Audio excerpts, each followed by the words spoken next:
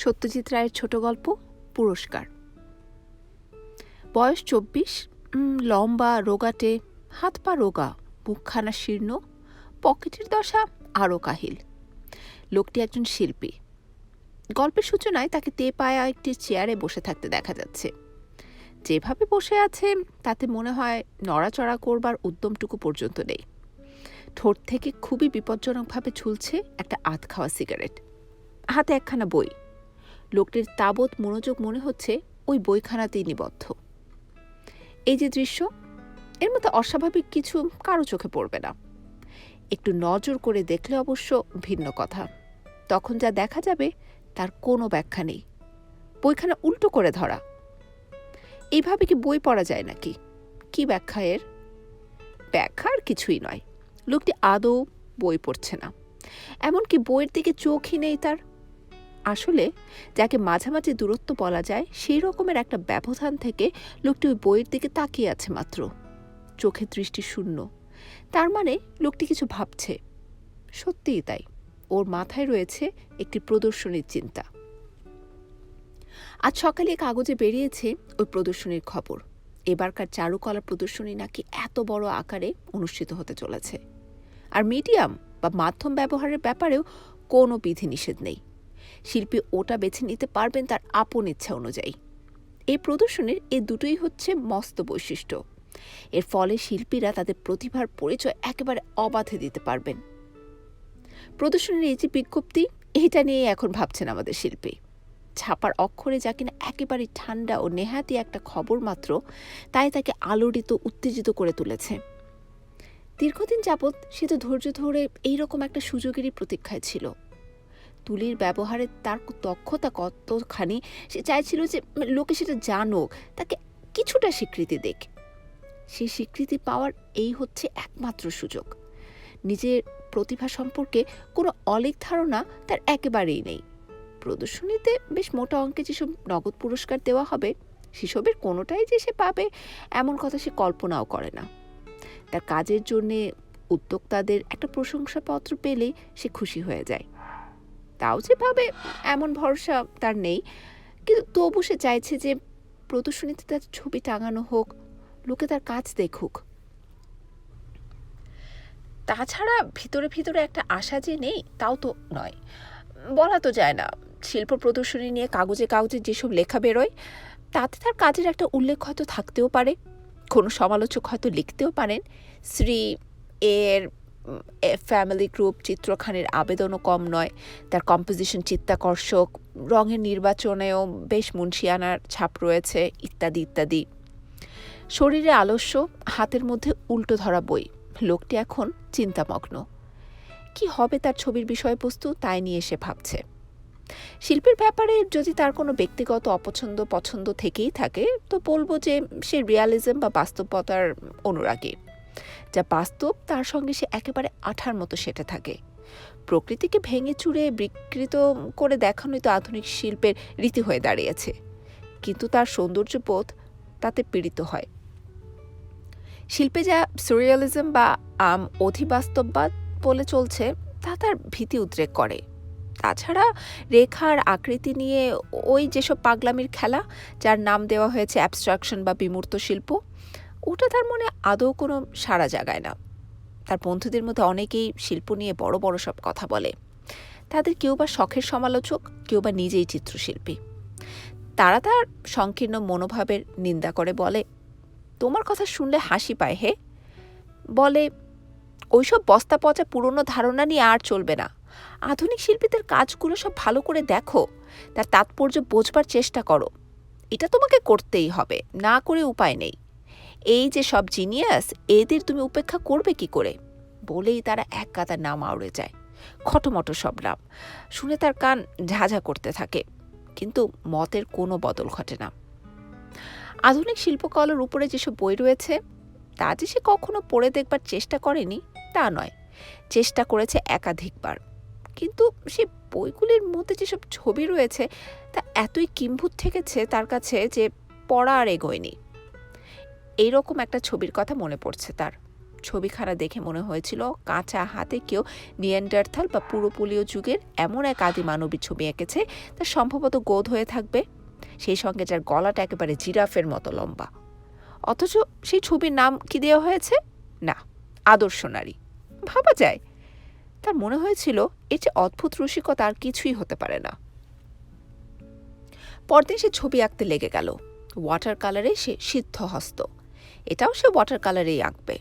ছবির বিষয়বস্তু কি হবে অনেক ভেবেচিন্তে আগের দিন সন্ধ্যাতেই তা সে ঠিক করে ফেলেছিল। শেক্সপিয়ারের নাটকে যেসব দৃশ্য তার প্রিয়, এটা হবে তারই একটি চিত্ররূপ।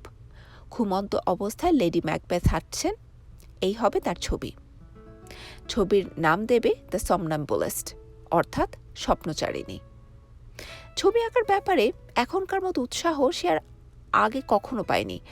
আলাদা একটা কাগজের উপর তুলি দিয়ে হরেক রং মেলাতে মেলাতে সে দেখে নিচ্ছে যে ঠিক কোন রঙের মিশ্রণ তার ছবির পক্ষে জুৎসই হবে।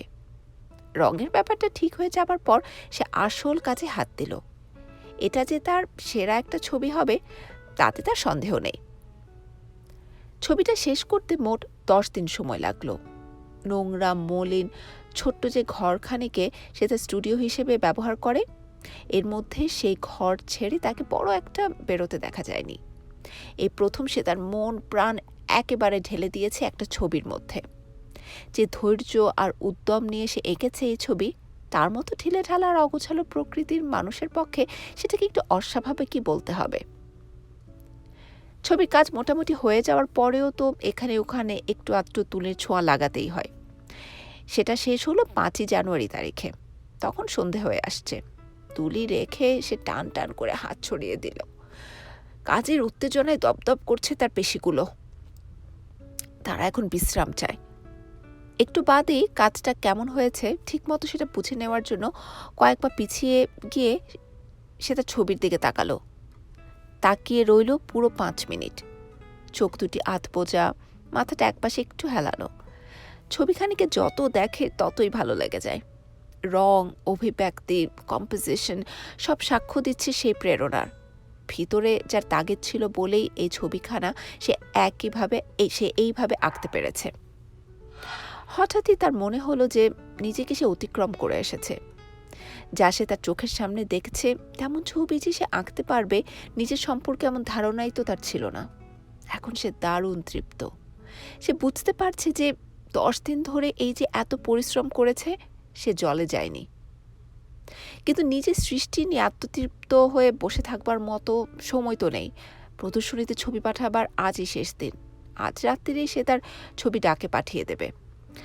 নিজের ছবিতে সে যা দেখেছে সমালোচকদেরও সেটা দেখা চাই।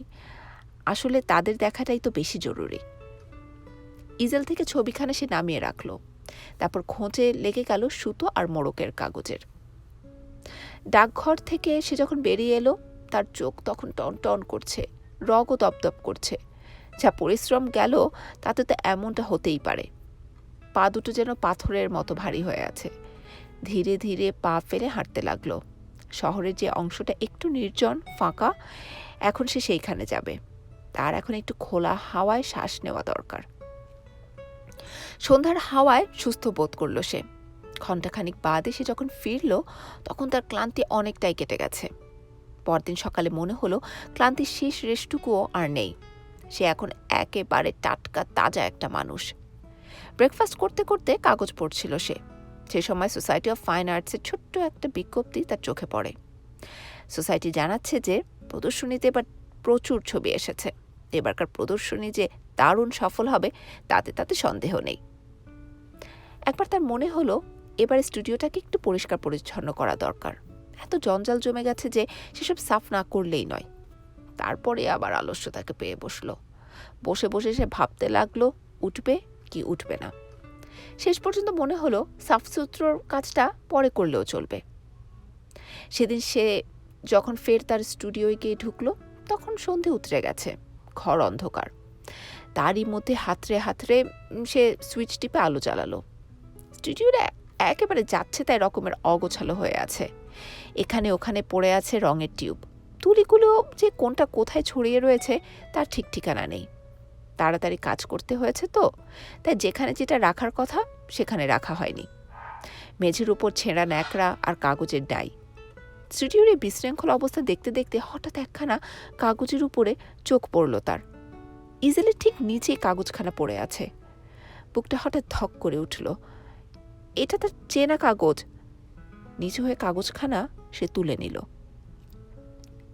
তারপরেই যেন অন্ধকার হয়ে গেল গোটা পৃথিবী। ইজেলটাকে আঁকড়ে ধরে নিজেকে কোনো মতে সে সামলে নিল।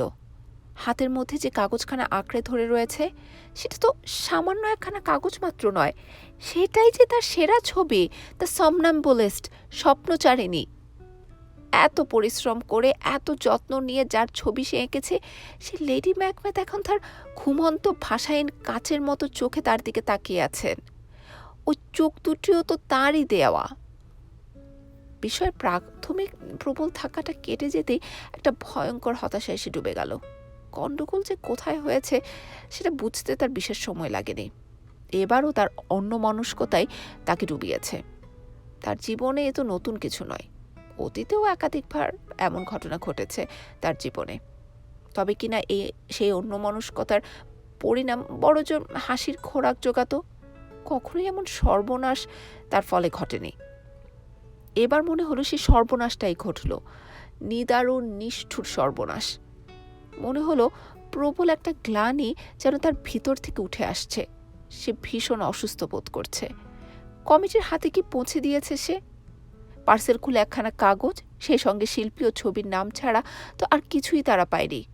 ছবির বদলে স্রেফ একখানা কাগজ পেয়ে তার নিশ্চয়ই হেসে খুন হচ্ছে।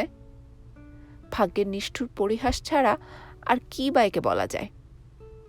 দাঁতে দাঁত ঘষে নিরুপায় আক্রোশে সে নিজেকে আর তার ভাগ্যকে বারবার ধিক্কার দিতে লাগলো। ছবিখানাকে কুচি কুচি করে ছিঁড়ে ফেলল সে। সেরা টুকরোগুলোকে নিক্ষেপ করলো বাজে কাগজের ঝুড়ির মধ্যে। পরের সপ্তাহে সে প্রাণপণ চেষ্টা করতে লাগলো এই বিপর্যয়ের কথা ভুলে যেতে। ভুলে যাওয়ার জন্য রং আর তুলি দিয়ে এমন সমস্ত কাজ করতে লাগলো যে ধরনের কাজ সে এর আগে কখনো করেনি। আসলে এ তো আর কিছুই নয়, নিজেকে ভুলিয়ে রাখার চেষ্টা। সে যখন এই চেষ্টা চালিয়ে যাচ্ছে আর বিপর্যয়ের ব্যাপারটা সত্যিই ভুলতে বসেছে, ঠিক তখনই 15ই জানুয়ারির অর্থাৎ প্রদর্শনী যেদিন উদ্বোধন হবে সেই দিনটিরই সকালে একখানা চিঠি তার কাছে এসে পৌঁছলো। সে তার ব্রেকফাস্ট সেরে নিচ্ছে। এই সময় চিঠিখানা সে হাতে পায়। নীল রঙের লম্বাটে খাম, তার উপরে পরিচ্ছন্ন প্রতীক। কারাই চিঠি পাঠিয়েছে তা ওই প্রতীক দেখে বোঝা যায়। চিঠি পাঠিয়েছে সোসাইটি অফ ফাইন আর্টস। খাম খুলে চিঠি বার করবার আগে এক মুহূর্ত সে ভাবল যে চিঠিতে কি থাকতে পারে। তার মনে হলো রহস্যজনক পার্সেলটি সম্পর্কে সোসাইটি নিশ্চয়ই কিছু জানতে চাইছে। সম্ভবত এটা নিয়ম রক্ষার ব্যাপার মাত্র, সোসাইটি যা হামেশা করে থাকে। স্থিরভাবে খামের মধ্যে আঙ্গুল চালিয়ে চিঠিখানা সে বার করে আনলো। চিঠির সূচনা এইরকম: প্রিয় মহাশয়, আমরা আপনাকে সানন্দ অভিনন্দন জানাই। কিন্তু এই তো অবিশ্বাস্য ব্যাপার। নিজের চোখে সে বিশ্বাস করতে পারছিল না। সংক্ষেপে আধা আনুষ্ঠানিক ভাষায় সোসাইটি তাকে জানাচ্ছে যে তার ছবি দ্য সমনাম্বুলিস্ট এবার একটি প্রথম পুরস্কার পেয়েছে। চিঠির উপসংহারে রয়েছে স্বনির্বন্ধ অনুরোধ, প্রদর্শনীর উদ্বোধন দিবসের অনুষ্ঠানে তার উপস্থিত থাকা চাই। তার মাথা ঘুরছিল। ব্যাপারটার মাথা মুন্ডু সে কিছুই বুঝতে পারছিল না। খুশি হবে কি সে বিভ্রান্ত বোধ করছিল। প্রাথমিক উত্তেজনা কেটে যাওয়ার পর সে বুঝতে পারল যে কোথাও কিছু একটা গন্ডগোল হয়েছে। নয়তো এমন হয় না, এমন হতে পারে না। আধ ঘন্টা বাদে সে যখন টাউন হলে গিয়ে পৌঁছল, নিরুদ্ধ উত্তেজনায় তখন তার দম প্রায় বন্ধ হয়ে এসেছে। টাউন হলের মস্ত ফটক সর্বসাধারণের জন্য খুলে দেওয়া হয়েছে। প্রদর্শনী দেখবার জন্য লোক আসছে লাইন বেঁধে। অকারণে দরজা আটকে দাঁড়িয়ে আছে দুই বিপুলাকায় শিল্পবোদ্ধা। তাদের ঠেলে ঠুলে কোনো রকমে সে ভিতরে গিয়ে ঢুকল। প্রদর্শনী দোতলায়, সিঁড়িতে চমৎকার গালচে পাতা। তার উপর দিয়ে একবারে 3 ধাপ করে সিঁড়ি টপকে সে দোতলায় গিয়ে পৌঁছল। যে হলে প্রদর্শনী, রঙের বাহারে সেটা ঝলমল করছে। 4 দেয়াল জুড়ে নানা আকারের অসংখ্য ছবি। তার মধ্যে যেমন একটা ছোট্ট ছোট্ট সব মিনিয়েচার, তেমনই আছে বিশাল সব ক্যানভাস। উত্তেজনায় তার বুকের ভেতর থকথক করছে। ঘুরে ঘুরে সে ছবি দেখতে লাগলো। যেসব ছবি পুরস্কার পেয়েছে তা প্রতিটির তলায় পরিচ্ছন্ন একটি লেবেল আঁটা, তাতে শিল্পী আর ছবির নাম। খুঁটিয়ে খুঁটিয়ে সে লেবেলগুলো সে দেখে যাচ্ছে। উত্তর, পূব আর দক্ষিণের দেয়াল শেষ করতে তা পুরো 1 ঘন্টা লেগেছে। ল্যান্ডস্কেপ, ফিগার, স্টিল লাইফ, নানান মাধ্যমে করা স্কেচ, কোনোটাই সে বাদ দেয়নি। যেন তার দৃষ্টিশক্তির অগ্নি পরীক্ষা। চোখ লাল, ব্যথাও করছে, কিন্তু তা হোক, রহস্যের সমাধান না করে সে ছাড়বে না। সে যখন পশ্চিমের দেয়ালে গিয়ে দাঁড়ালো তখন তার উৎসাহ অবশ্য অনেকটাই ঝিমিয়ে গেছে, কিন্তু সেখানে গিয়ে যা দেখলো তাতে তার উৎসাহের যেটুকু যাও বা অবশিষ্ট ছিল তাও তার আর রইল না। দেয়াল জুড়ে ঝুলছে ভয়াবহ দুঃস্বপ্নের মতো সব ছবি, যার নাম কিনা অ্যাবস্ট্রাকশন বা বিমূর্ত শিল্প। প্রথম ছবিটাই প্রথম পুরস্কার পেয়েছে। নেহাতি অনিচ্ছায়, প্রায় যন্ত্রের মতো সে ছবিখানার লেবেলের উপরে চোখ রাখলো। নামটা চেনা চেনা মনে হলো। আরে, এ তো তারই নাম। আর ছবির নাম, ওটাও তার চেনা, দ্য সমনাম্বুলিস্ট। কিন্তু এটা কিসের ছবি? তুলি দিয়ে এই যে রং বেরঙের ছোপ লাগানো হয়েছে, এরই বা অর্থ কি? এরকম কিছু সে কোশ্চেন কালেও আঁকেনি। একেবারে বিদ্যুৎ চমকের মতো ব্যাপারটা সে বুঝে গেল। ছবি নয়, এটা সেই কাগজখানা। ছবিতে যে যে রং ব্যবহার করবে তার মিশেল ঠিক করবার আগে এরই উপরে সে তার তুলি দিয়ে হরেক রঙের ছোপ লাগিয়েছিল। এই গল্পটি প্রকাশিত হয় অমৃতবাজার পত্রিকাতে 18 মে 1941 সালে। গল্পটি শোনার জন্য অনেক অনেক ধন্যবাদ।